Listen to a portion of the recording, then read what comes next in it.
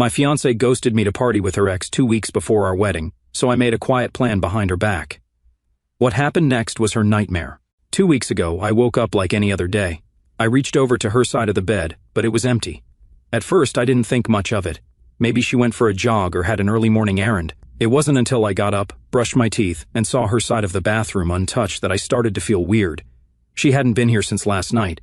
I tried calling her, straight to voicemail. I texted, "Hey, where are you? Woke up and you weren't home." No response. As the hours passed, I started panicking. Mia always kept me in the loop. If she was going somewhere, she'd at least drop a text. By the afternoon, her phone was still off, and I was already spiraling. My mind was racing. Was she okay? Had something happened to her? I called her family, thinking maybe she went there. Her mom didn't know where she was and sounded just as concerned. Her dad said she didn't mention anything about leaving. That's when I really started to freak out. If her own parents didn't know where she was, this wasn't just a small miscommunication. Next, I reached out to her friends. No one answered. Some left me on read, which pissed me off even more. They were always chatty when we were out at dinner or parties, but now they were suddenly silent. I was losing it. By the evening, I was pacing around the living room. Should I call the police? What if something bad had happened? I barely slept that night. My phone was glued to my hand. Every time a notification popped up, my heart would jump, but it was never her. Around 4 in the morning, completely exhausted, I opened Instagram out of habit, scrolling mindlessly, and then I saw it. A group photo of a bunch of her. College friends at some bar, laughing, drinks in hand, and there she was, front and center, smiling like she didn't have a care in the world. My stomach dropped. I stared at the picture, hoping I was wrong, but it was her. The bar was tagged in the post. Out of curiosity, I tapped on it and realized it wasn't even local. It was in Spain. Spain! My fiancé, the person I was supposed to marry in 2 weeks, had hopped on a plane and flown halfway across the world without telling me. I felt like my brain couldn't process it. This wasn't real. It couldn't be. But there she was, grinning with her friends like everything was fine. No message, no call, no explanation, nothing. I was furious. I mean, who does that? How do you just disappear without a word to your partner? I texted her immediately, "And I know where you are. You better get on the next flight home or this wedding is off." I didn't even care if I sounded harsh. What else was I supposed to say? I poured my heart into a follow-up message, telling her how disappointed I was, but did she respond? Of course not. Her phone was still off. I ended up staring at the ceiling for hours, replaying every moment of our relationship in my head, trying to figure out how we got here. The next day, her parents called again, asking if I'd heard from her. When I explained what I found, they were as shocked as I was. "Spain?" her mom asked, sounding like she was about to cry. Her dad just muttered something about undamn friends, under his breath. They promised to try and reach her, but I wasn't holding my breath. At this point, I wasn't even sad anymore. I was just pissed. The love of my life, the person I thought I knew, had chosen to party with her friends in another country instead of being here with me. It wasn't even about the wedding anymore. It was about respect. That evening, she finally called. Her voice was calm, like nothing had happened. Hey, she said casually, as if we weren't on the verge of a massive fallout. I didn't even let her finish her sentence before I let loose. "Do you have any idea what you've done?" I said, my voice shaking. "Sue disappeared. I thought something had happened to you. Do you know how scared I was?" She sighed, annoyed like I was being dramatic. "It's not that big of a deal," she said.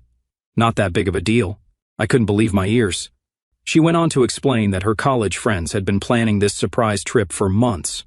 They only told her about it last week, and they had already booked and paid for everything. She didn't want to go at first, she claimed, but they insisted, and she didn't want to waste the money. I asked her why she didn't just tell me. "Because I knew you'd overreact," she said. "So I wanted to go. I deserved it. I haven't had a trip with my friends in years." Overreact? I didn't even know what to say to that. I was too stunned to yell. I asked her point blank, "What about our wedding? Do you think about that?" She shrugged it off. "I'll be back before then. It's just 2 weeks. Relax." Relax. That word set me off. "If you're not back tomorrow," I told her, "if there won't be a wedding to come back to." Her response? "And since he'd already told you I'm staying, deal with it." And then she hung up. I'm not proud of what I did next, but I spent the rest of the night stewing in my anger. Every time I thought about her sitting in some bar in Spain, laughing it up while I was here cleaning up her mess, my blood boiled. That's when I made the decision I wasn't waiting for her to come back. I was calling off the wedding. She wanted to party? Fine. She could party all she wanted, but she wasn't going to party her way back into my life. The morning after that awful call, I woke up feeling hollow. I barely slept, replaying our conversation in my head over and over. I kept thinking, sheesh, how did it come to this? Just days ago, we were picking out cake flavors and finalizing the guest list. Now I was staring at the ceiling, trying to convince myself this wasn't all a bad dream. When I finally dragged myself out of bed, the first thing I did was check my phone. No texts, no missed calls, no apologies. She wasn't going to reach out. I think deep down I already knew that. I started scrolling through Instagram again, even though it felt like punching myself in the face. More pictures, more stories. She was at some beach this time, drink in hand, arm around one of her friends. She looked so happy. I wasn't even jealous at that point, I was just angry. It wasn't just that she was partying while I was losing my mind. It was that she didn't seem to care. Not about me, not about us. I decided I wasn't going to sit around waiting for her to come to her senses. The first thing I did was text the wedding planner, "We need to talk." It felt surreal typing those words, like I was talking about someone else's wedding. She responded almost immediately, probably assuming I had some last-minute change to the seating chart. Little did she know. Next, I drafted a message to our guests. I stared at it for what felt like forever, rewriting the words in my head before finally typing them out. "Teesh, hi everyone. I wanted to let you know the wedding is canceled. Please don't contact me about this right now. I need time to process everything. Thank you for understanding." I didn't explain. I didn't feel like I owed anyone more than that. As soon as I hit send, the messages started pouring in. Most were sympathetic, "So sorry to hear this," or "Let me know if you need anything." But a few people wanted details. "What happened?" they asked. "Are you okay?" I ignored them. I wasn't ready to talk about it. By the afternoon, word had gotten around. Her parents called me, their voices shaky with confusion. "What's going on?" her mom asked. "Why are people saying the wedding is canceled?" I explained everything, from the moment she disappeared to that awful phone call. I told them about the texts, the Instagram posts, the blatant disregard for what we'd built together. Her mom cried. Her dad didn't say much, just muttered something about her needing to grow up. They promised to try and get through to her, but I wasn't holding my breath. If she hadn't listened to me, why would she listen to them? That evening, she called again. This time, I let it ring out. I wasn't in the mood to hear her excuses. She texted instead, "Please answer. I just want to talk." I didn't reply. The next day, I started making the hard calls, canceling the venue, the photographer, the florist. I thought it would hurt more, but honestly, it was cathartic. Each cancellation felt like reclaiming a little bit of control. I wasn't going to let her actions dictate my life anymore. The wedding planner was understanding. "I'm sorry to hear this," she said, "and let me know if there's anything I can do." The vendors weren't as kind. Some charged hefty cancellation fees, which stung, but I figured I'd deal with that later. By the time I finished, the only thing left to do was pack up her things. I couldn't bear to look at them, so I stuffed everything into boxes as quickly as possible. Her clothes, her books, even the stupid little knickknacks she insisted on keeping on the coffee table. It all went into the spare room, out of sight and out of mind. That night, her parents called again. They'd finally gotten through to her. They said she was upset and wanted to come home. "Just give her a chance to explain," her mom pleaded. "She loves you." But love wasn't enough. If she loved me, she wouldn't have done this in the first place. "She can come back," I said, my voice cold. "But she won't be coming back to me." She showed up 2 days later. I saw her car pull into the driveway, her suitcase in the trunk. I didn't even open the door. She knocked and knocked, calling my name. "Shh. Oh, please, let's talk," she shouted. "We can fix this." Her voice cracked, and for a moment I almost caved. Almost. But then I remembered the phone call, her laughing in the Instagram stories, the way she told me to deal with it. "Sen already told you," I said through the door. "The wedding is off. You made your choice." She started crying then, loud, messy sobs that echoed through the door. It hurt to hear her like that, but I couldn't let her back in, not after everything. Eventually she left. I watched her drive away, tears streaming down her face. It felt like a weight had been lifted, but also like a part of me had been ripped out. That night I got another flood of messages. Her friends, her family, even a few of our mutual friends. "She's really sorry," they said. "Don't you need to talk to her?" But I couldn't. Not yet. Maybe not ever. After Mia left that day, the reality of what I'd done started to settle in. The wedding wasn't just on hold, it was canceled, finished, and so was our relationship. At first, I felt a weird kind of relief, like I'd finally made a decision and didn't have to keep agonizing over it. But that relief didn't last long. Everywhere I turned, there were reminders of her. The stupid little magnets she collected from every trip we went on. Her favorite mug still sitting. In the sink, the framed picture of us at her cousin's wedding last year, where everyone kept saying we looked like the perfect couple.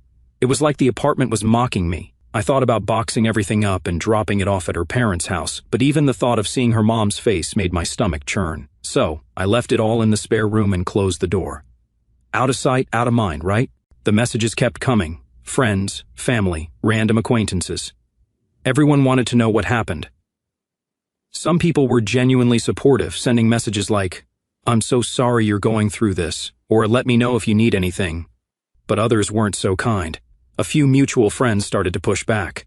"You seriously calling off a wedding over this?" one of them wrote. "She didn't cheat on you. She just went on a trip with her friends. Don't you think you're overreacting?" Overreacting. That word kept coming up, and it pissed me off every time. I wasn't overreacting. This wasn't about the trip. It was about the way she handled it. She didn't just book a last-minute flight, she ghosted me. She ignored my calls, my texts, everything. And when I finally found out where she was, she acted like I was the one being unreasonable. She knew what she was doing, I wrote back to one of the more persistent friends. She made her choice. Now she has to live with it. Her parents were relentless. They called me every day for a week, begging me to talk to her. "She's devastated," her mom kept saying. "She knows she made a mistake." At one point, her dad even tried to guilt-trip me. "And you've been together for 6 years, he said. "Are you really going to throw all that away over one bad decision?" That phrase stuck with me, one bad decision. Was it really just one bad decision, though, or was it a sign of something deeper? I couldn't stop thinking about what she said on the phone, how she needed life experiences before settling down. It was like she was already regretting the life we were building together, and I couldn't unhear that. Eventually, my parents got involved. I don't know if Mia's family called them or if word just got around, but one night I got a text from my mom, "We need to talk." When I called her back, she didn't waste any time. "What's going on?" she asked. "Why is the wedding canceled?" I tried to explain, but it didn't seem to sink in. She kept interrupting, asking why I couldn't just forgive her and move on. "When people make mistakes," she said, "you're not perfect either, you know?" That stung. Of course I wasn't perfect, no one is. But this wasn't some minor argument about where to go for dinner or who forgot to do the dishes. This was my fiancé abandoning me 2 weeks before our wedding to party in another country. "It's not just the trip, Mom," I said. "It's the way she handled it. She didn't respect me. She didn't respect us." She sighed. "I just think you're making a big mistake." That was the end of the conversation. The tipping point came a few days later when Mia's friends emailed me. Not just a text or a DM, an actual email. I guess they figured I'd block them on everything else, so this was their last resort. The message started off with some half-baked apology. "We're sorry about how things turned out," they wrote. "We didn't mean for it to go this far." But as I kept reading, it became clear they weren't apologizing for what they did. They were trying to shift the blame onto me. She was really looking forward to this trip, they wrote. "She's been so stressed about the wedding, and we thought it would help her relax. We didn't think you'd react like this." React like this? Like it was my fault for being upset that my fiancé disappeared without a word? The worst part, they admitted they'd encouraged her to ignore me. "And told her not to worry about your texts," they wrote. "We thought you'd cool off once she got back." Cool off? They thought I'd cool off while they were halfway across the world, partying with my fiancé? I didn't even finish reading the email. I deleted it and blocked their address. By the end of the week, I'd reached my breaking point. I texted Mia's parents and told them she could come by to pick up her stuff. I wasn't going to drop it off, and I wasn't going to stick around for some big emotional confrontation. "Don't just tell her to come when I'm not home," I wrote. Her mom called me immediately. "Please, just talk to her," she begged. "She's been crying non-stop. She's not eating, she's not sleeping, she needs to see you." "She needed to see me before she got on that plane," I said. That shut her up. The next day, Mia texted me for the first time since she got back. "Can we talk? I just want to explain." But I didn't need an explanation. I already knew everything I needed to know. "So I'm sorry," I replied. "It's too late." She didn't respond. By the time she came to pick up her things, I thought I'd feel better, like I could finally put this whole mess behind me. But as I watched her dad carry box after box out to the car, I felt this weird ache in my chest. This wasn't how things were supposed to end. We were supposed to be building a life together, planning our future, growing old side by side. And now, all of that was gone. When they were done, her dad came up to me and shook my hand. "And I'm sorry it had to end like this," he said. "Oh, me too," I replied. Mia didn't say anything. She just got in the car and drove away. That night, I sat in the empty apartment and stared at the boxes she'd left behind. Photos, letters, little souvenirs from our trips. I didn't have the heart to throw them away, not yet. Instead, I shoved them into the closet and closed the door. The days following Mia picking up her things were quiet, but not in the peaceful way I'd hoped. The silence was suffocating, like the walls of the apartment were closing in. It was the first time in years I had no one to text, no one to call. I couldn't even check social media without being reminded of her. Her friends, who I'd already blocked, started trying other ways to get through to me. A couple of mutual friends who hadn't yet picked a side tried playing mediator, and Mia really regrets everything, they told me. And you should talk to her, just one conversation. I told them the same thing I told everyone else. It's over. Please stop bringing this up. But the pressure didn't stop. Some friends, ones I thought would have my back, started turning on me. On her being selfish, one of them texted, and you've been with her for 6 years and you're throwing it all away because of your ego. That word again, ego. Like I was some kind of control freak who couldn't handle her having fun without me. It wasn't about that. It was about trust, about respect. I blocked that friend too. My parents, on the other hand, were relentless. Every time I talked to them, they brought Mia up. You should give her a chance, my mom said for the 3rd time in as many days. She made a mistake, but she's young. You both are Say she's not too young to know how to communicate, I snapped. My dad chimed in. Sometimes you have to look at the big picture. Are you really ready to let 6 years go because of one fight? It wasn't a fight, I said. And it was a choice, and she chose to leave. They didn't get it. They probably never would. The breaking point with my parents came a week later when I stopped by their house to pick up some of my old stuff. My mom cornered me in the kitchen and started her usual spiel. She's been calling us, she said. Cece's devastated. Don't you think you should at least hear her out? Oh no, Mom, I said, trying to keep my voice calm. She pressed on. She's a good girl, you know that. She just got caught up in the moment. It doesn't mean she doesn't love you. I lost it then. If she loved me, she wouldn't have done this. End of story. My mom looked like I'd slapped her. She didn't say anything after that, and when I left, I could tell things weren't going to be the same. In the middle of all this, Mia's college friends reached out again, this time texting me from a new number. When just wanted to say sorry again for what happened, the message read. When didn't mean for things to get this bad. I didn't even respond. They'd already made their position clear when they convinced Mia to ignore me and stay in Spain. Their apologies meant nothing now. But they kept texting. She's miserable without you, one of them wrote. Say she's willing to do anything to fix this. Please talk to her. I blocked the number. The thing is, I wanted to move on.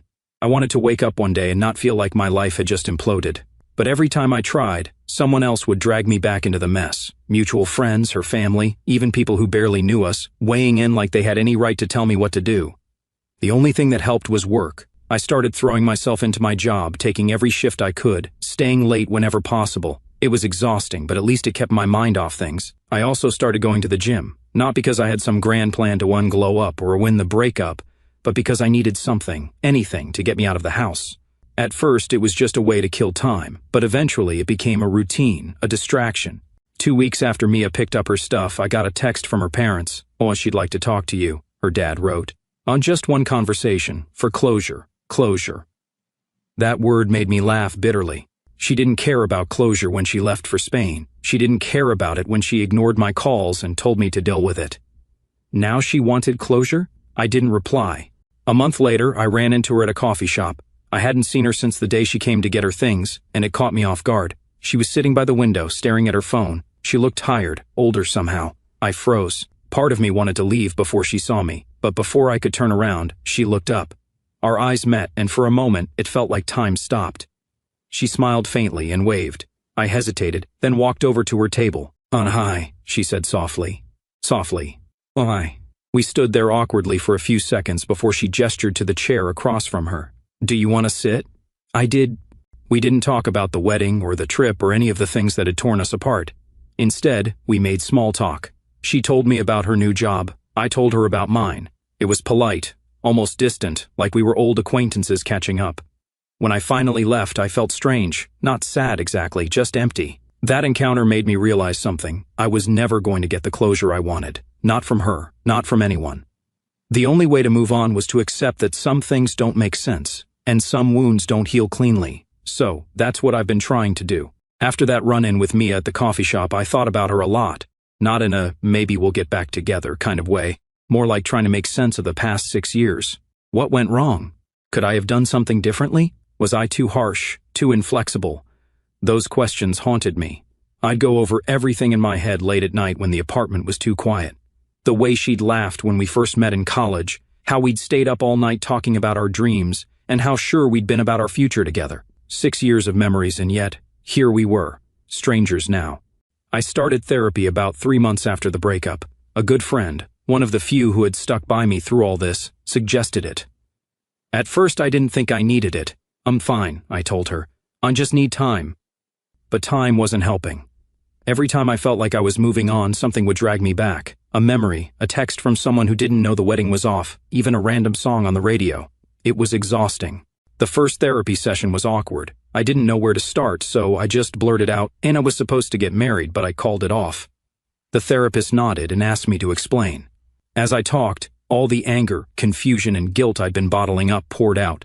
By the end of the session, I felt like I'd run a marathon. Therapy didn't fix everything overnight, but it helped me unpack a lot of things I hadn't even realized I was carrying. I started to see how much of my anger wasn't just about the trip, but about deeper issues. The way Mia had handled things showed me how differently we saw our relationship. To me, marriage was a partnership. To her, it seemed like something she was doing because it was expected of her. The therapist asked me a question that stuck with me. If this hadn't happened, do you think you'd have noticed these differences later? I thought about that a lot. Maybe the wedding would have gone ahead, and we'd have spent years together before realizing we weren't on the same page. Maybe it was better that it ended now, even if it hurt like hell. I started focusing more on myself. I wasn't just going to the gym anymore, I was setting goals. I started running in the mornings, something I'd never done before. I signed up for a cooking class because I was tired of eating takeout every night. Work became my safe space. I threw myself into projects, volunteered for extra tasks, and even got a small promotion after a few months. My coworkers joked that I was turning into a workaholic, but I didn't care. It was better than sitting at home, wallowing. Mia texted me once, about 6 months after the breakup. It was short, just a simple, "Tin, I hope you're doing well." I stared at the message for a long time, unsure how to respond. Part of me wanted to ignore it, but another part wanted to say something back. Not to rekindle anything, but just to, acknowledge the time we spent together. In the end, I replied, "Sen, I am. I hope you are too." She didn't text back, and I was okay with that. My parents and I still weren't talking much. They'd been so caught up in the idea of Mia and me as the perfect couple that they couldn't see how toxic things had become toward the end. Every time I tried to explain, they'd brush it off as me being stubborn or dramatic. It hurt, but I decided I couldn't keep chasing their approval. I started spending holidays with friends instead of family, and honestly, it was better that way. A year after the wedding that never was, I realized I felt lighter, not happy exactly, but no longer weighed down by everything that had happened. I wasn't angry anymore. I wasn't constantly replaying our conversations in my head or wondering if I'd made the right choice. I saw Mia one more time at a mutual friend's wedding. She was with someone new, and so was I. We exchanged polite smiles from across the room, but neither of us approached the other. Later that night, as I danced with my date, I realized I wasn't sad. I wasn't jealous. I wasn't anything. It was over. Looking back now, I think canceling the wedding was the best decision I've ever made. It was painful and messy and absolutely gut-wrenching. But it forced me to confront things I might have ignored otherwise. I learned a lot about myself in the past year. I learned how to set boundaries and stand up for what I need in a relationship. I learned that it's okay to walk away from something, even if you've invested years into it, if it's no longer serving you. Most importantly, I learned that sometimes letting go is the only way to move forward.